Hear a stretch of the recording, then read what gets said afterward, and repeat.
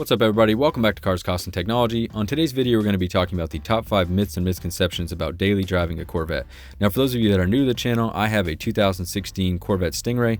As of next month, I've had the car for a year now, and I've actually daily driven it throughout that entire time.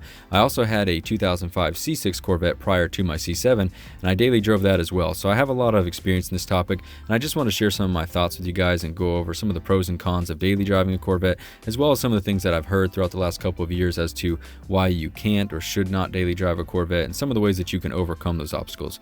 Now, I want to point out before we even get started that in no way am I trying to undermine or bash anyone who owns a Corvette and doesn't daily drive it. I think if any of us were in the position where we could own the Corvette of our dreams, plus have an awesome daily driver like maybe a cool truck or something along those lines, we would definitely go that route rather than just daily driving the Corvette in order to keep it in the best possible condition. So again, I completely understand for those of you that are in that position. I'm not bashing you or again trying to undermine you. I'm making this video more so for the people who are thinking about buying a Corvette, but they're kind of on the fence because they're not sure if it's as practical as some of the other options that they've considered, or whether or not they'd be able to actually daily drive the car if they were to purchase it and make it their primary vehicle. Now, let's go ahead and jump in the list. The first thing I want to talk about is driving a Corvette in inclement weather. Now, obviously, if you live in an area where you're getting a lot of snow, it's always cold, a lot of ice, it's probably not going to be your best choice of a vehicle.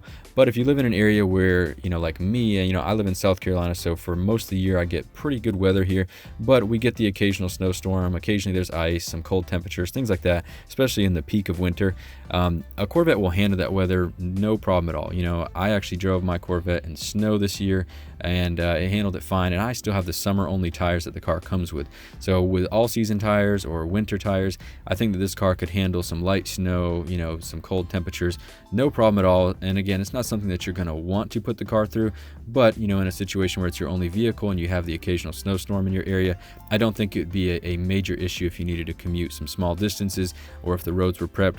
Obviously, you're going to want to keep the car away from a lot of salt, sand, things like that. So, again, I understand why you wouldn't want to drive in those bad conditions, but I'm just pointing out that the car is completely capable of it. And GM actually tests these cars in a lot of snowy conditions up north. So, the car is going to handle it no problem. You're not going to have an issue unless if it's an area that's just, hammered with feet of snow and a lot of ice, a lot of sand and salt all over the roads. Obviously, that's not really a good climate environment for a Corvette. But pretty much anywhere else, especially here in the US, if you're in the middle of the country or in the lower half of the country, you're probably going to be fine even with the occasional cold weather or snow. Now, I want to talk a little bit about rain as well, because that's something that not a lot of people want to drive their Corvettes in, especially if they have a second vehicle. That's for obviously keeping it clean, keeping the sand from flinging up and things like that, from possibly damaging the paint. But me daily driving my car, I have driven it in the rain a lot. Obviously, it's not something that I enjoy doing or something that I want to do. It kind of makes me cringe sometimes, especially if I've just washed the car, but it handles it no problem at all. And the C7 Corvette actually has a weather mode that's made specifically to adjust the traction control and the throttle progression to help make sure that you're able to drive safely in wet conditions or even in snow. So the car is equipped to handle it safely, and I don't think that you're going to have any major issues. Again, it's not going to be my first choice if I were going to be living in an area that gets a lot of rain, a lot of snow, a lot of ice, things like that. But if you live in an area where it's going to occasionally come up, I wouldn't let that discourage you from buying a Corvette if you're going to be driving it as your primary vehicle. Now let's move on to number 2, and that's going to be the practicality as far as spacious in a Corvette, or the space available in a Corvette. Now, a Corvette does only have 2 seats, so pretty much in any generation that you go with, you're not going to have a back row like you could in some other performance cars.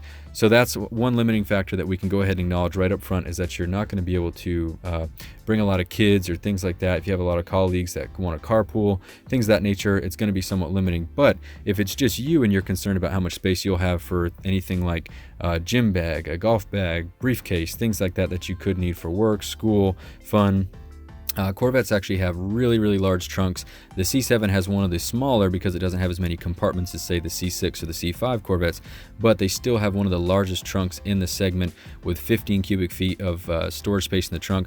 If you're able to get some type of organizer in the back like they sell, you can store a bunch in these trunks, and you're able to bring a lot with you, no issues whatsoever. And as well as a pretty sizable glove box, you've got a center console, you've got some storage behind the screen and for the infotainment system. So you've got a lot of cool storage areas and plenty of room here for, again, anything from, a hobby that you enjoy, something you may need to bring with you for work. You're going to have plenty of space here, especially for a car, never mind a sports car. So don't think that that's going to be an issue at all. And rest assured that if you get a Corvette, you're going to have plenty of room for the things that you'll need. I actually made a full video on this topic, so I'm going to actually put a card above for that, and definitely check that video out if you want more information on just how spacious the trunk is and how the different generations compare, especially to some of their competitors. Now let's go ahead and move on to number 3, and that's going to be fuel efficiency. So I'm sure you're thinking that if you were to daily drive a Corvette, obviously there is no variant that doesn't come with a big V8 engine, 6.2 liter V8, 460 horsepower if you're looking at the Stingray or Grand Sport, 650 horsepower with the Z06. So no, they're not going to be the most fuel efficient cars on the road, but considering you have that kind of horsepower available, some of the measures that they've taken, like the direct injection, active fuel management, things of that nature, allow the car to be surprisingly fuel efficient for how much power you have available. So especially with the Stingray, a little bit thinner tires, less horsepower than the Z06 and not supercharged, the Stingray owners are able to get, some people are reporting upwards of 30 plus miles per gallon in highway use.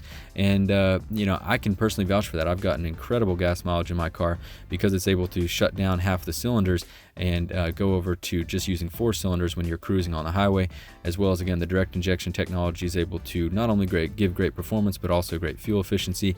So this car is actually incredibly fuel efficient for the amount of power that it has.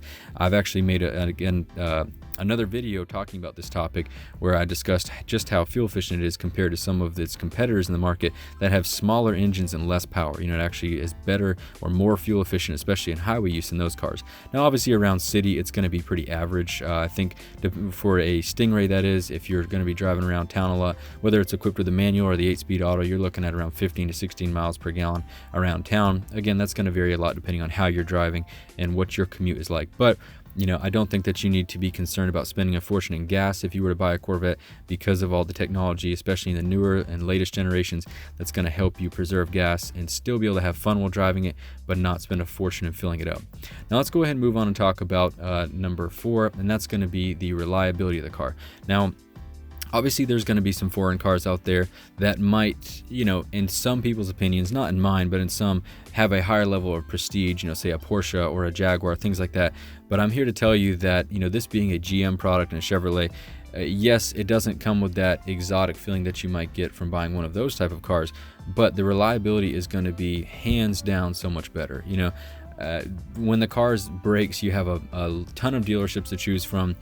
Typically, a lot of the drivetrain components are going to be very similar to other models that are offered by GM, so the parts are going to be available sooner, and it's going to be able to get fixed easier, as well as the fact that because, again, a lot of these components may be in other vehicles, they're just fine-tuned for the Corvette. They have a little more testing along them and are probably a little more durable, as well as engineered to last longer, I guess you could say. Some of the foreign cars, again, there is some cool prestige about having an exotic car, but the level of reliability is just hard to compare to a Corvette. Again, the 2 different Corvettes that I've daily driven, I've never had a single real mechanical problem that was difficult to repair. Now, obviously, it could come up. I don't want to be cocky or arrogant, act like it's impervious to it, but thus far they've been very reliable, and I'm very thankful for that, considering just how fast the car is, how much performance it offers, and to be able to consistently drive like that without having weird, quirky issues that I'm pretty confident something like,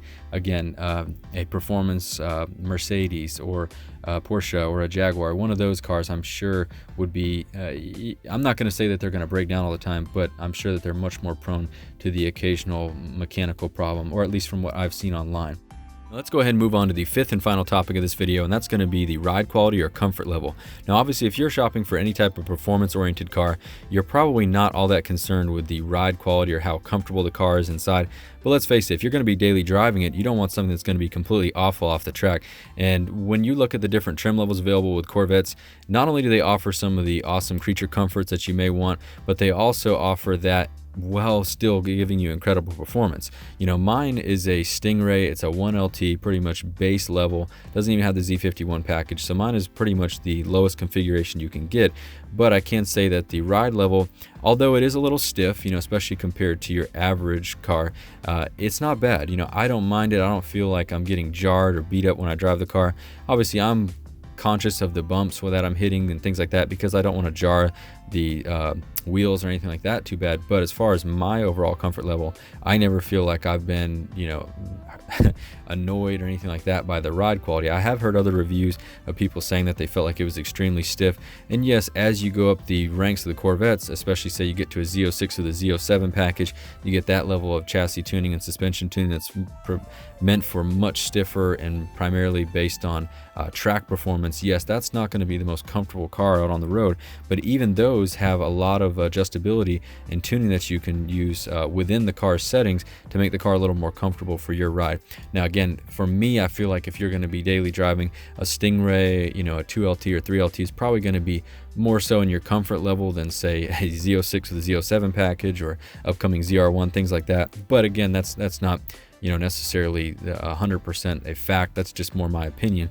But again, I'm not going to say that the car is going to ride like a Cadillac or anything like that, but it's going to be comfortable enough and offer enough cool features, especially since, you know, they've jumped to the C7 generation. My 6th generation Corvette was great, but it just didn't have a lot of cool features and a lot of options within the interior, where the C7 has a great looking interior, very functional, a lot of great technology and a lot of cool features. So I don't think that you're going to find yourself lacking the cool technology and the creature comforts that you may want in other vehicles. Again, it's going to be somewhat of a stiffer ride, but once you become accustomed to that, I don't think that you're going to find yourself annoyed or burdened by it on your daily commute. But I definitely recommend that if you have a friend that has a Corvette, you know, go for a ride in one.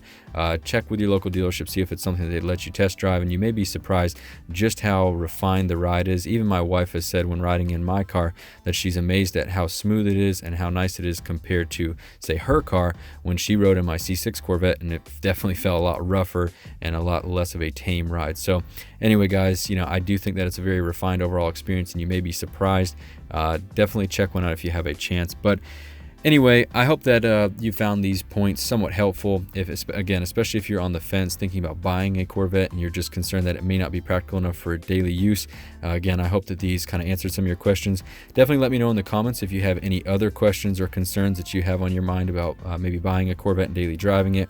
I know it's not for everyone. If you have kids, if you live in an area where there's a lot of bad weather, it may not be practical, but I did want to make this video to address for those of you that it could be practical, and put your mind at ease that it may be something that's feasible and you're going to absolutely love your daily driver. I can't wait to get in my car every day and go to work. It's probably one of the most exciting parts of my day, getting in it on the way and getting into it on my way home. So anyway, guys, with that being said, I don't want to go on and rant forever on how great a Corvette is. You guys already know that, but I hope that you did enjoy this video, and I appreciate you watching. Please give the video a like if you did enjoy it, and consider subscribing to the channel if you haven't done so already. Thanks again for watching, guys. Have a great day.